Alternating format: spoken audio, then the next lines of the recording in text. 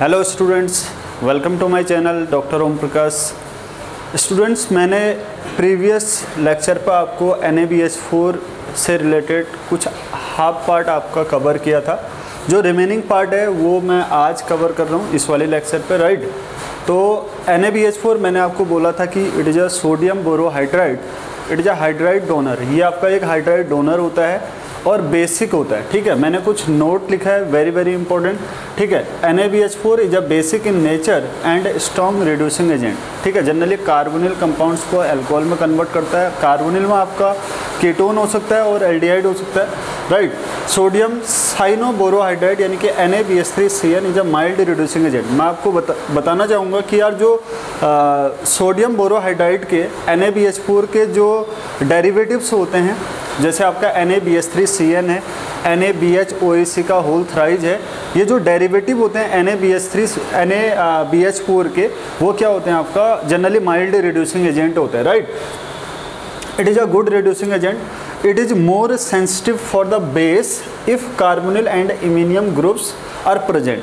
अगर किसी कंपाउंड में कार्बोनिल भी प्रेजेंट होता है और इमीनियम ग्रुप भी प्रेजेंट होता है, तो जो आपका NaBH3CN है वो ज़्यादा सेंसिटिव होता है बेसिक वाले फंक्शनल ग्रुप के लिए, जैसे आपका इमीनियम पे नाइट्रोजन है, ठीक है।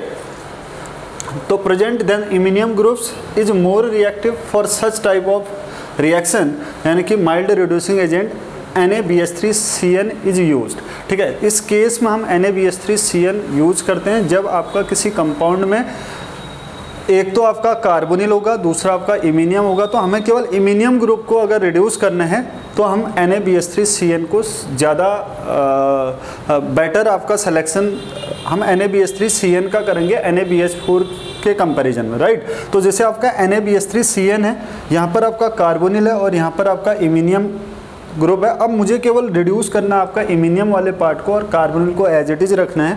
तो NaBH3CN ओनली रिड्यूस करता है किसको, इस इमीनियम वाले पार्ट को, यानी कि ये जो बन जाएगा प्रोडक्ट, देखो यहाँ का डबल बॉन्ड रिड्यूस हो गया, इमीनियम आयन था, this is called iminium ion, ठीक है। और यहाँ पर CHO आपका एज इट इज है। तो इस नोट का मतलब ये है कि जो आपका NaBH3CN है ये बेसिक पार्ट के लिए ज़्यादा सेंसिटिव होता है, राइट। तो यहाँ पर आपका इमीनियम वाला पार्ट जल्दी रिड्यूस होगा CHO के कंपैरिजन में। नेक्स्ट नोट है आपका note number 2, NaBH4 does not reduce ester group but in the presence of lithium chloride in diglyme it reduce ester group into alcohol. तो वेरी वेरी इंपॉर्टेंट, अगर आपका NaBH4 दिया है और LiCl दिया है, देखो इससे रिलेटेड एग्जांपल आपका ये करा रखा है RCH2COOET है, ठीक है। अगर आपका LiBH4 दिया है या फिर NaBH4 LiCl दिया है, इसका मिक्सचर दे रखा है, तो ये एस्टर ग्रुप को रिड्यूस कर देगा। अगर ओनली NaBH4 दे रखा है तो ये एस्टर ग्रुप को रिड्यूस नहीं कर पाता, यानी कि यहाँ पर आप लिख सकते हैं नो रिएक्शन, ठीक है। जबकि यहाँ पर क्या होगा, LiBH4 एस्टर को रिड्यूस कर देता है और कन्वर्ट कर देगा आपका RCH2CH2OH में, ठीक है। LiBH4 दिया होगा या NaBH4 LiCl दिया होगा, ये दोनों ही कंडीशन में आपका एस्टर पार्ट को रिड्यूस कर देगा अल्कोहल पार्ट में, राइट। और NaBH4 दिया होगा तो रिएक्शन आपका नहीं होगा, ठीक है। तो नेक्स्ट है आपका कुछ एक कंपाउंड है, इसमें डिफरेंट टाइप के रिएजेंट में डाल रहा हूँ, ठीक है। आपको ध्यान रखना है कि यार कब कोई रिएजेंट NaBH4 है, NaBH4 किसको रिड्यूस करेगा किसको नहीं करेगा, ठीक है। तो NaBH4 इस कंपाउंड में आपका फंक्शनल ग्रुप एक कार्बोक्सिलिक एसिड है और दूसरा आपका एस्टर है, ठीक है। तो NaBH4 COOH को भी रिड्यूस नहीं कर पाता है और COOET यानी कि एस्टर ग्रुप को भी रिड्यूस नहीं करता है। तो यहाँ पर आप लिख सकते हो नो रिएक्शन। LiLH4 एक बेटर रिड्यूसिंग एजेंट होता है। जब मैं नेक्स्ट क्लास में आपको पढ़ाऊंगा LiLH4 के बारे में, तो NaBH4 से अच्छा रिड्यूसिंग एजेंट होता है जो एस्टर को भी रिड्यूस कर देता है और कार्बोक्सिलिक पार्ट को भी रिड्यूस कर देता है। दोनों ही पार्ट को ये CH2OH में कन्वर्ट कर देगा, ठीक है। तो ये बन जाएगा आपका क्या, CH2OH और आपका CH2OH, किस केस में, जब LiLH4 डाल रहे तो कार्बोक्सिलिक पार्ट भी अल्कोहल में कन्वर्ट हो जा रहा है और एस्टर पार्ट भी आपका अल्कोहल में कन्वर्ट हो जा रहा है, ठीक है। अब LiBH4 देखो, जब एसिडिक पार्ट है और एस्टर पार्ट है तो नॉर्मल NaBH4 तो एस्टर को रिड्यूस नहीं करता है, लेकिन LiBH4 या NaBH4 LiCl वाला मिक्सचर के आपका एस्टर को रिड्यूस करता है, ओनली एसिड को कुछ भी नहीं करेगा। तो इस कंडीशन में बन जाएगा CH3, ये बन गया आपका CH2OH एंड आपका एसिड वाला पार्ट एज इट इज रहेगा, राइट। नेक्स्ट है आपका BH3। BH3 वेरी स्पेसिफिक होता है आपका किसके लिए, एसिड वाले पार्ट के लिए। जैसे LiBH4 स्पेसिफिक था आपका एस्टर वाले पार्ट के लिए, मतलब एसिड को रिड्यूस नहीं कर रहा है, वहीं पर आपका BH3 जो इससे पहले मैंने आपको बताया था वो इसके लिए एसिड के लिए बहुत अच्छा रिड्यूसिंग एजेंट होता है और इसको कन्वर्ट कर देगा आपका अल्कोहलिक पार्ट में, और ये बन जाएगा आपका CH3 COET एंड आपका CH2OH, ठीक है। ये मैंने बिल्कुल समराइज आपको कर दिया है, आप इसका नोट। तो कुछ आपके इम्पोर्टेंट एग्जांपल्स हैं, और आपका मैंने आपको बोला था कि derivatives of NaBH4 is mild reducing agent, ठीक है।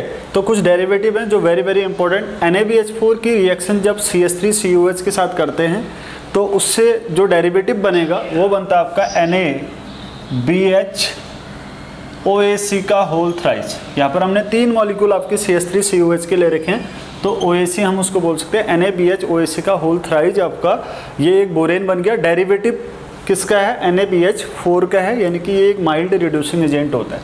ये क्या होता है आपका, mild reducing agent, right. Next आपका NaBH4 की रिएक्शन जब HCN के साथ करते हैं तो यहाँ से बन जाएगा आपका NaBH3CN, ये भी आपका सोडियम साइनोबोरोहाइड्राइड, ये भी आपका माइल्ड रिड्यूसिंग एजेंट होता है, ठीक। नेक्स्ट एग्जांपल है, देखो इसमें कीटोन फंक्शनल ग्रुप भी है और आपका एल्डिहाइड फंक्शनल ग्रुप भी है।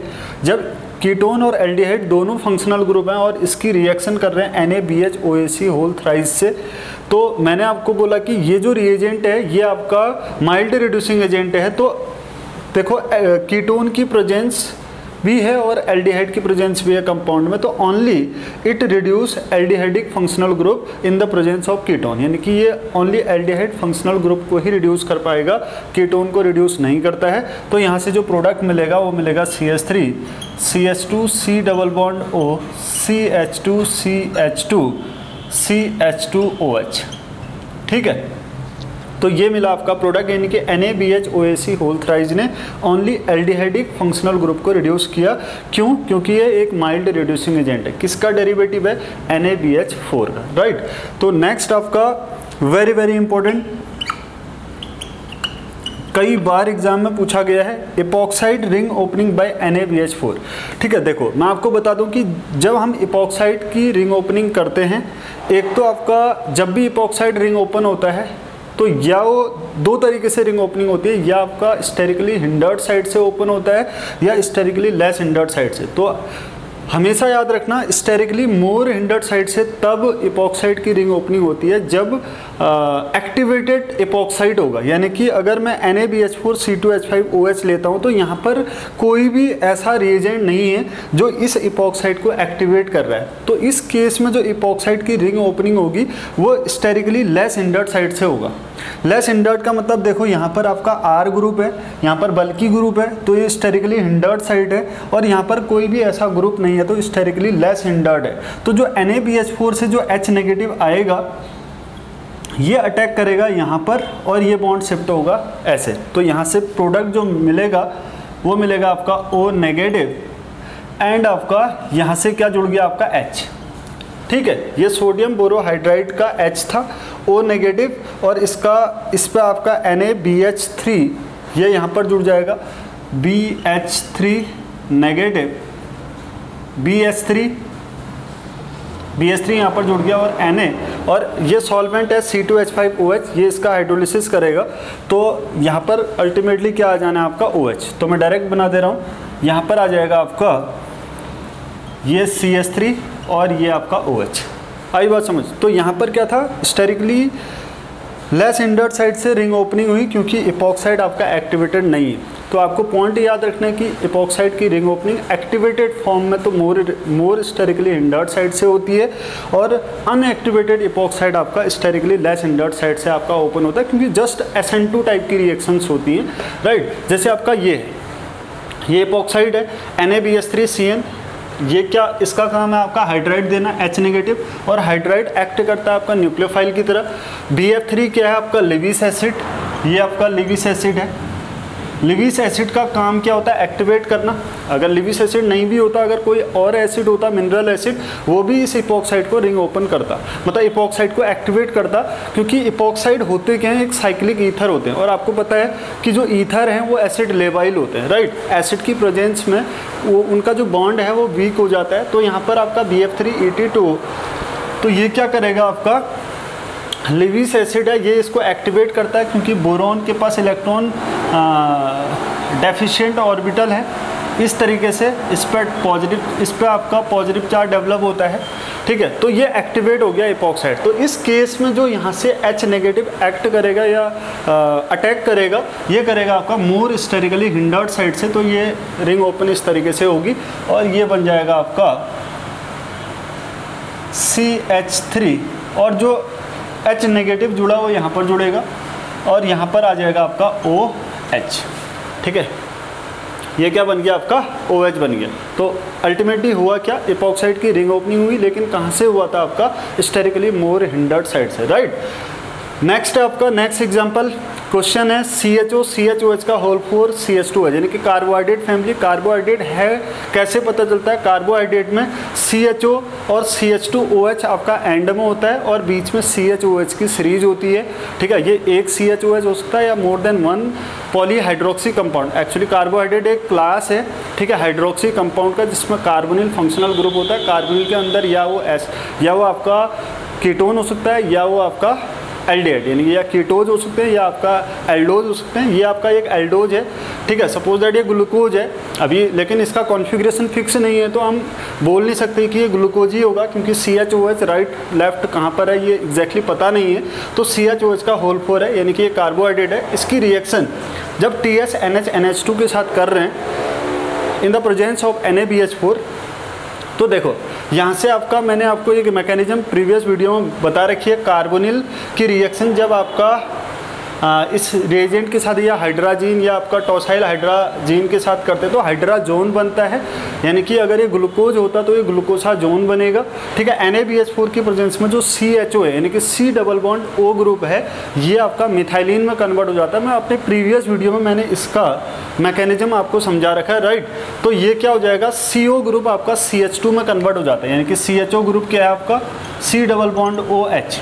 सबसे पहले ये बॉक्स मैकेनिज्म से H2O यहाँ से निकल जाएगा, तो C डबल बॉन्ड NNHTS हो जाएगा, यानी कि टॉसाइल हाइड्राजोन डेरिवेटिव, ठीक है। तो NaBH4 नेक्स्ट स्टेप पे NaBH4 रिड्यूस करेगा C डबल बॉन्ड N को।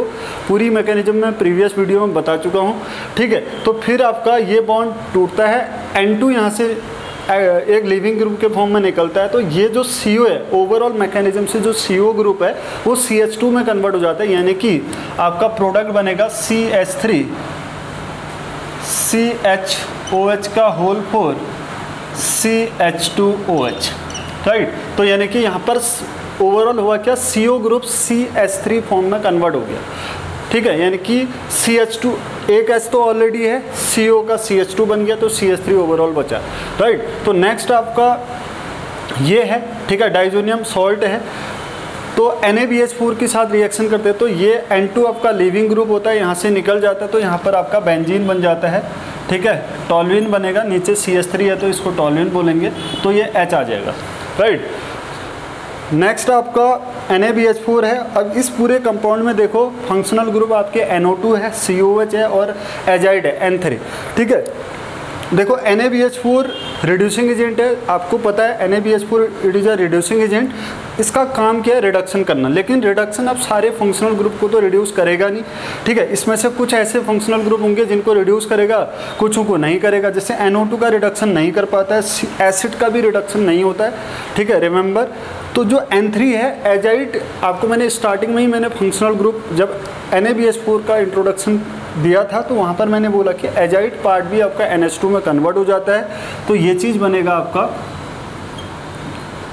CH2NH2, ये बन गया एमीन, यानी कि रिएक्शन सेंटर ओनली यहाँ पर है, बाकी एज इट इज रहेगा। ये आपका NO2 होगा और यहाँ पर आपका COOH है, COOH, राइट। तो ये है। नेक्स्ट आपका नॉर्बोरिन सिस्टम, ठीक है, वेरी वेरी इंपॉर्टेंट। नॉर्बोरिन सिस्टम में आपका कार्बोनिल है, ठीक है, कार्बोनिल ग्रुप लगा रखा है, तो NaBH4 कार्बोनिल का रिडक्शन करके अल्कोहल बनाता है। लेकिन यहाँ पर इंपॉर्टेंट चीज़ ये है कि जब NaBH4 H नेगेटिव का अटैक करेगा, H नेगेटिव यानी कि न्यूक्लियोफाइल अटैक करेगा, तो दो तरीके हो सकते हैं, एक तो आपका एक्सियल, एक तो आपका एक्सो अटैक होगा, दूसरा आपका एंडो अटैक होगा। एंडो और एक्सो मैं आपको बता दूं,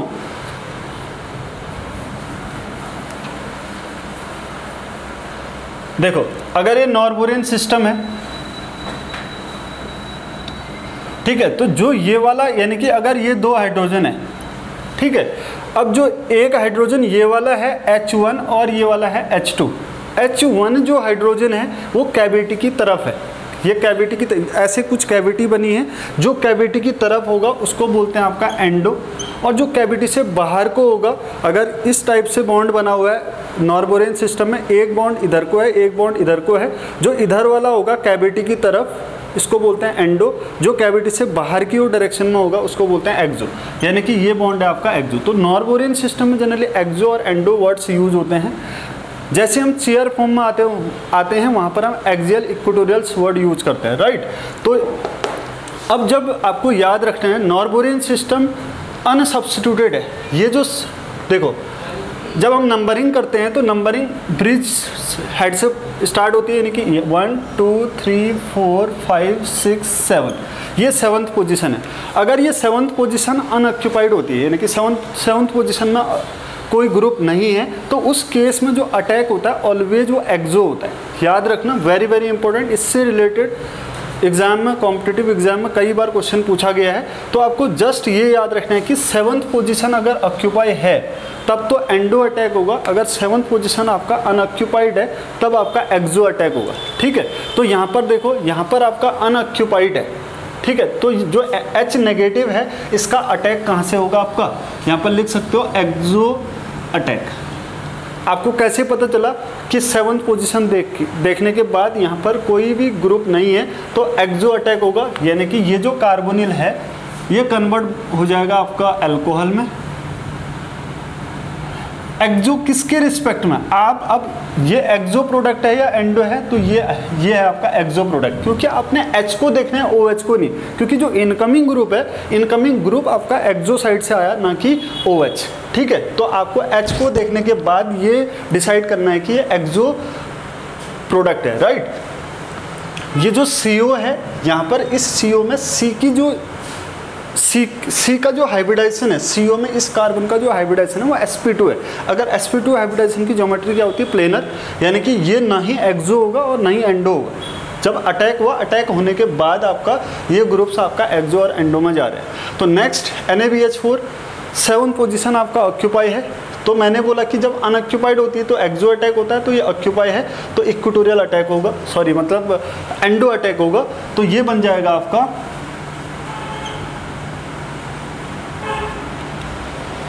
OH एंड आपका H, तो ये इसका फाइनल प्रोडक्ट होगा। नेक्स्ट वेरी वेरी इंपॉर्टेंट, देखो चेयर फॉर्म दे रखी है, चेयर फॉर्म में कार्बोनिल है और NaBH4 का आपका NaBH4 रिड्यूसिंग एजेंट है, यानी कि होना तो यहाँ पर भी वही है, CO ग्रुप का अल्कोहल में कन्वर्जन हो जाएगा, बट जो इनकमिंग ग्रुप है वो एक्सियल आएगा या इक्वेटोरियल। मैंने जैसे बोला कि यहाँ पर हम एक्सियल और इक्वेटोरियल वर्ड्स यूज करेंगे, नॉर्बोरियन सिस्टम हम एक्सो और एंडो वर्ड्स यूज करते हैं, तो यहाँ पर हम क्या बोलेंगे, एक्सियल या इक्वेटोरियल इन चेयर फॉर्म, राइट। अब तो यहाँ पर आपको याद रखना है, अगर ये वाली पोजीशन, अगर मैं नंबर दे देता हूँ 1 2 3 4 5, अगर 3 और 5 पोजीशन में अगर कोई ग्रुप लगा है, कोई एल्काइल ग्रुप लगा है या कोई भी ग्रुप है अदर देन हाइड्रोजन, अगर ये ग्रुप हैं 3 और 5 पोजीशन में, एक्सियल पोजीशन में, तो इस केस में जो NaBH4 का अटैक होगा, यानी कि जो रिएजेंट का अटैक होगा वो स्मॉलर हो या लार्जर। अब यहाँ पर भी आपको देखना है कि यार अटैकिंग रिएजेंट स्मॉलर है या लार्जर है, ठीक है। तो स्मॉलर और लार्जर की कैटेगरी में आपका जनरली आता है आपका, जैसे लार्जर जो ग्रुप होंगे, लार्जर जो रिएजेंट की कैटेगरी है वो आपका RMGX हो सकता है, ठीक है, ये भी लार्ज की कैटेगरी में आता है, बल्कि रिएजेंट की कैटेगरी में। और आपका R2CuLi ये आपका गिलमान रिएजेंट है। नेक्स्ट आपका डाइबल हो सकता है, DiBal, डाइआइसोब्यूटाइल एल्यूमिनियम हाइड्राइड, ठीक है, ये बल्कि रिएजेंट है, ठीक है। तो बल्कि इस केस में बल्कि रिएजेंट हो या आपका स्मॉलर रिएजेंट हो, अटैक ऑलवेज इस CO पर कहाँ से होगा, आपका इक्वेटोरियल अटैक होगा। Very very important. व्हेन 3 और 5th पोजीशन में अगर कोई एक्सियल ग्रुप्स लगे हैं अदर देन हाइड्रोजन, तो अटैक कहाँ से होगा, स्मॉलर में आपका NaBH4, LiLH4, BH3 कोई भी रिएजेंट हो सकता है, वो भी इक्वेटोरियल से अटैक करेगा। और बल्कि रिएजेंट में अगर आपका RMGX है या R2CuLi है या आपका डाइबल है या आपका NaBHOAC का होल थ्राइज है, जो आपका डेरिवेटिव ऑफ NaBH4 है, वो भी आपका जैसे NaBHOAC का होल थ्राइज है, वो भी बल्कि की कैटेगरी में आता है, तो कहाँ से आएगा, आपका इक्वेटोरियल पोजीशन से। Very very important. नेक्स्ट आपका देखो 1 2 3 4 5 6, अगर 2 और 6 पोजीशन में R ग्रुप है, ठीक है, और वो एक्सियल है, उस केस में जो स्मॉलर रिएजेंट है लाइक NaBH4 या BH3, वो तो एक्सियल अटैक करेंगे, यहाँ से आएगा H नेगेटिव, ठीक है। और जो लार्जर ग्रुप है, जो लार्जर आपका रिएजेंट है, वो आएगा आपका इक्वेटोरियल से। तो यानी कि वो डिपेंड करेगा कि यार एक्सियल प्रोडक्ट बनेगा या आपका इक्वेटोरियल प्रोडक्ट बनेगा, ये आपको देखना है, ये डिसाइड करना है रिएजेंट कैसा है, ठीक है। यहाँ पर ग्रुप तो आपको देखनी ही है, ग्रुप के साथ साथ आपको अटैकिंग रिएजेंट भी देखना है। अगर वो बल्कि है तो बल्कि होगा तो इक्वेटोरियल पोजीशन से आएगा। अगर स्मॉलर है यानी कि जैसे BH3 है या अगर जैसे मैंने NaBH4 लिखा है, तो इस केस में ये एक्सियल अटैक करेगा, यानी कि प्रोडक्ट बनेगा आपका ऐसा। एक्सियल आया तो एक्सियल यानी कि H और ये आपका OH। जब एक्सियल अटैक होगा तो OH कहाँ चले जाएगा, आपका इक्वेटोरियल में, और H आपका आ गया एक्सियल में। अभी ये CO, अगेन बोल रहा हूँ, CO ना ही एक्सियल है और ना ही इक्वेटोरियल है, क्योंकि ये प्लेनर सिस्टम है, ठीक है। इस कार्बन का हाइब्रिडेशन आपका sp2 होगा, तो यहाँ पर आपका R एंड यहाँ पर आपका R, तो ये इसका मेजर प्रोडक्ट होगा। जैसे यहाँ पर था NaBH4, देखो मैंने बोला कि अगर 3 और 5 पोजीशन में RR ग्रुप लगा है, यहाँ पर रिएजेंट NaBH4 ले लिया मैंने अगेन, तो ये इस केस में इक्वेटोरियल अटैक करेगा, ठीक है। तो प्रोडक्ट बनेगा आपका इक्वेटोरियल अटैक में OH आपका, जब इक्वेटोरियल यानी कि ये वाली पोजीशन इक्वेटोरियल होती है, अगर यहाँ से अटैक करेगा तो H आएगा आपका यहाँ, और ये आपका R ऐसा और ये R ऐसा, ठीक है। एक बार बता दे रहा हूँ कि एक्सियल और इक्वेटोरियल होता क्या है, ठीक है। जैसे चेयर फॉर्म था, ठीक है, अब इसमें ये वाला जो हाइड्रोजन है वो H एक्सियल कहलाता है, और ये वाला हाइड्रोजन आपका इक्वेटोरियल, ठीक है। अगर मैं इस जो आपका एलिवेटेड कार्बन है, इसको हम एलिवेटेड कार्बन भी कहते हैं, एलिवेटेड कार्बन में ये वाला जो बॉन्ड है ये एक्सियल को रिप्रेजेंट करेगा, और ये आपका इक्वेटोरियल होगा। देखो डिप्रेस्ड कार्बन, ठीक है, यहाँ पर ये वाला जो बॉन्ड है ये एक्सियल होगा और ये वाला आपका ग्रुप इक्वेटोरियल होगा। फिर से ये एलिवेटेड है, ठीक है, तो ये आपका एक्सियल होगा और ये आपका इक्वेटोरियल होगा। ये डिप्रेस्ड एक्सियल और ये वाला ग्रुप आपका इक्वेटोरियल, ये एलिवेटेड, यहाँ पर आपका एक्सियल और ये आपका इक्वेटोरियल। ऐसे ये आपका डिप्रेस्ड है तो ये आपका HA एक्सियल और इधर आपका इक्वेटोरियल, ठीक है। इस तरीके से आपका एक्सियल इक्वेटोरियल डिसाइड होता है। तो मैंने आपको बोला कि यार CO ग्रुप आपका इन प्लेन होता है, ना ही एक्सियल है और ना ही इक्वेटोरियल। तो वेरी वेरी इंपॉर्टेंट, ठीक है। ऑलमोस्ट NaBH4 की सारी प्रॉब्लम, जितनी भी डिफरेंट प्रॉब्लम्स हैं मैंने कवर कर दी हैं, ठीक है। तो